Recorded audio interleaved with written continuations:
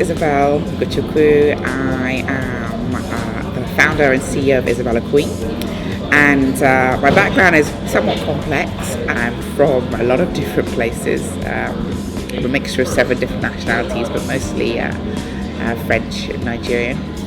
I work currently as a project manager or as a senior project manager in a financial technology firm, and obviously making the shift from being an everyday project delivery member of staff to being the founder of my own company and obviously starting Isabella Queen. I was brought up in Nigeria and also in France. I've lived in the UK for 20 years and in London for 5 years. I guess an interesting fact about me, I was 11 when I first got my first job. I think that's probably where I started learning how to become a workaholic.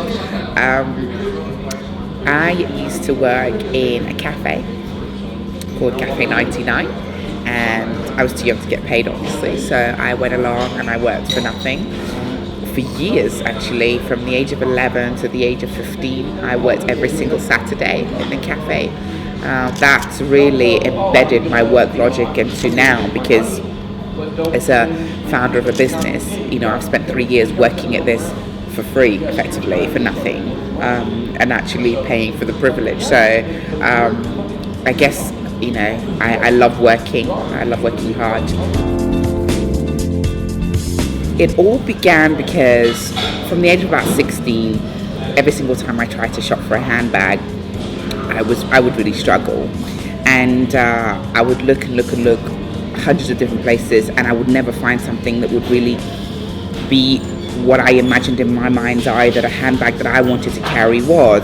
I guess I'd never really considered that I could have designed my own bags. I just put up with the frustration of never finding a bag that I liked. And then my brother sent me an article a few years back about a very famous entrepreneur who started her own line of lingerie, and her story about how she began designing, and her range sold eventually in year 7 for £49 million. The title of the email was, "Why don't you design one?" And that was the seed that was planted in my head. So I left it for a couple more years, and then eventually I decided to enroll at the London College of Fashion on a few short courses and learn really what is designing, what are the different component parts of a handbag. It's amazing now. I'll never look at another handbag the same. All the different parts of a handbag that goes into making a handbag: the zips, the lining, the interlining, the stitching, all the different options for that, and the hardware, the leather, all the different things you can do with that, all the different non-leather materials you can use. I wanted to find out, what's the first thing that breaks on your bags? What's the thing that frustrates you? What kind of closure do you prefer in a bag? What are the kind of colors that you want? Do you find what you're looking for out there? What do you put in your bag? What is the appetite out there for aspirational luxury? Are there other women like me who don't want to spend, 1,000 and thousands of thousands of pounds on mass-produced items just because of a label? And hundreds of women answered my questionnaire, and there began the journey, really, that I thought, yes, I do believe that, there is a gap in this market for my bags. And it was really great because it gave me a very, very deep insight into a woman's relationship with her handbag, which is quite an intimate relationship if you think about it. It's an extension of you, it's your life. You put so many important things in there, you hold it close to your heart, and it's important to have it a certain way. And to really feel like it's yours, and you have this very, very deep connection with your bag. I wanted to be part of the movement that's bringing the quality of British-made, manufactured, hand-manufactured bags back into the industry and back into consumers' hands. Coming up with the brand name is a very interesting activity. This happened a very long time ago, three years ago. The brand name is a story about me. It's a story about my past. It's a story about my present. It's a story about my future. It had to tell my story, but it also had to really be correct and right for the segment of the market that I was trying to get to. This is it's an amalgamation of 3 nicknames that I have had. Isa is what my family called me. Bella is what I'm currently known as now. The Queen part came from a nickname I had at university. When I had a little party streak in me, and people used to call me Queen Bee. And I looked for a name that could really tell a story about who I was, who I am, where I'm going, and I could be able to say this is me. It's my name. It's, the brand name really represents who I am. What defines me as a designer? I love simplicity. I love elegance. I love quality. I like simple lines, clean. And I think that's very much represented in the designs of my bags. And I love gold. And I use gold a lot in my hardware. I love the color white, and that also features very prominently in my range. I love pastel colors. I'm also about detail. I like paying attention to detail, and when you look at the bags, you find that the detail that's been taken in the design of the bags, from the lining to all the different items of hardware and so on. It's really all about clean lines, white and gold, black and gold. And for me as a designer, I want to put something in your hand that's different. It's different. It doesn't look like anything else out there. It's made here in London. There's an element of quality to it.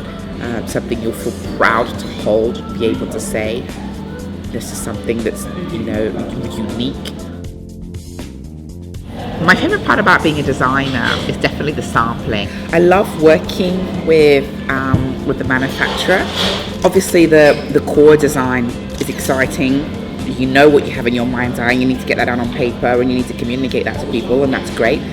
And the business side of it as well, which is very dynamic.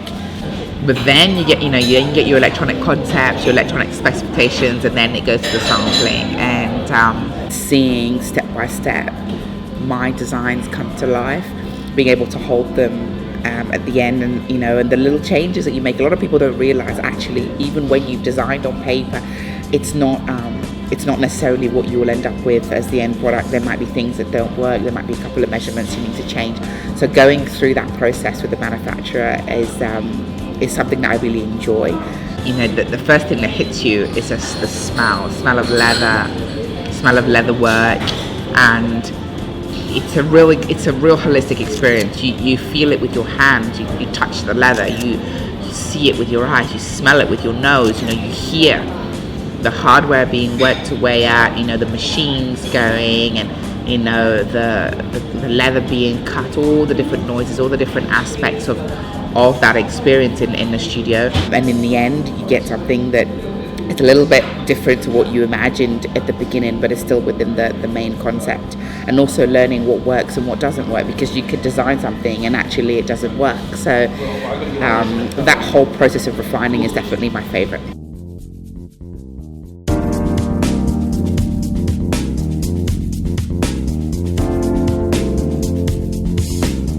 My inspiration was my mind's eye. I've had a series of bags in my mind's eye for a very long time that I have never seen elsewhere. Prior to starting designing, I did study nearly 400 brands to make sure that what I was going to design was definitely nothing like what's already out there. And after that, I was confident that what I saw in my mind's eye wasn't something that already existed, and so I went ahead with the designing process. I always knew that I wanted to use gold hardware. I always knew that I wanted to use clean leather. I wanted leather to be soft. Although I wanted the bag structured, I wanted an element of softness about them. So I wanted it to just be clean leather, not printed, not embossed, not painted, nothing. Just very clean. From the questionnaire that I'd sent out to almost 400 women who replied, I knew, how many compartments people liked in their bags. And one of the things that's really key for me, I guess, to mention is that the bags don't just look pretty, they're extremely practical. The pockets are specifically sized for iPads, smartphones, iPad minis, and other things of the like, because women, we have gadgets, we like carrying them, and you want just to be able to just pull it out of the pocket in the bag. And I was very, very keen on not making just another black bag, just another brown bag. I wanted bags with life. I wanted bags that really had personality. My bags are for you.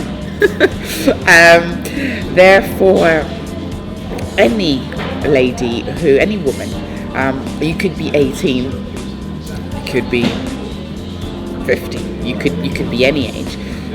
If you like them, they're for you. They're for women who want things of quality, things of simplicity and elegance. People who are bothered about things that are made in Britain. It's very, very important to me that the bags are made in London. Very important. I feel so much more attached to them because they're made here.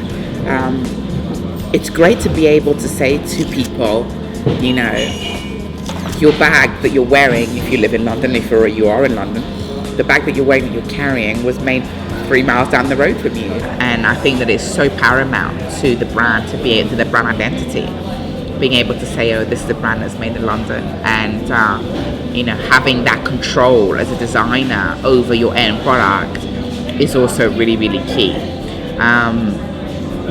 And I think it's also very important for the discerning consumer, people who feel like they want a personal connection with the bag that they're carrying, they're wearing, people who don't want the mass produced, and people who don't want just another bag that looks like all the other bags out there.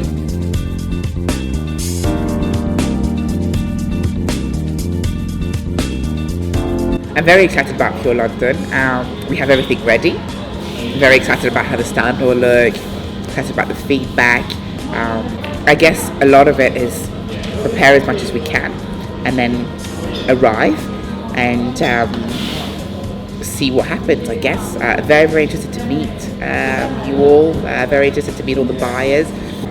It's just going to be great to be able for them to touch the bags, to see them up close, to really talk with me. And I've been very busy, and the team have been very busy behind the scenes, working to get this thing, you know, out into the open. And now we're on social media sites, and people are beginning to be a bit more involved in terms of technology and online with our products and with our brand.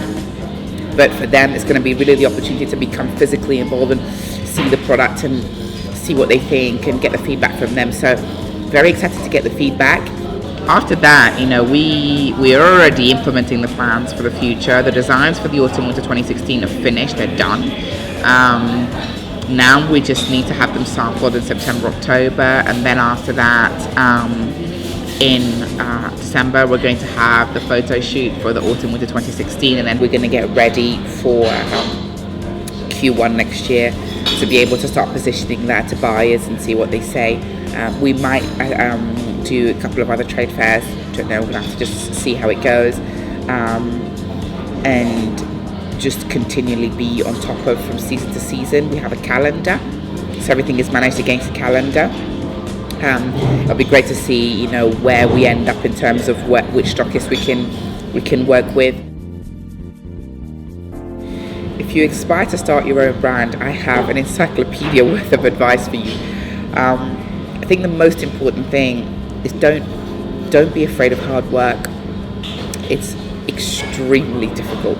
It's really not for the faint-hearted, but if you have a strong work ethic, then definitely proceed. If you don't, then learn. You have to know how to not take no for an answer. You have to have a very, very clear sense of vision. Be able to communicate that to people. You know, when we had the photo shoot, being able to say to the models, this is my vision. For them to understand enough to be able to model with minimal prompting. Being able to say to the videographers, the photographers, this is my vision.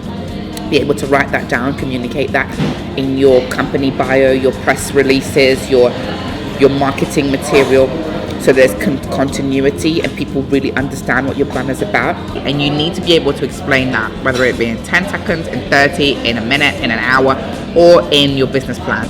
You know where you're going to get your money from. I have I guess right now a day job, and that's funding, along with investor funding, is funding the business, and you need a steady injection of cash at the beginning because it's also very expensive. So if you have that and you're able to work hard, and you're able to express your vision to people, then you'll do really well. I found that, other people have to look for investment. I didn't have to look. In sharing my vision with other people, it was so clear to people that had the ability to invest that they approached me and said, we want to invest in a business. So that's been an amazing journey. And I've really found that it's because I've been able to say, this is what I'm trying to achieve, and other people have caught on to that.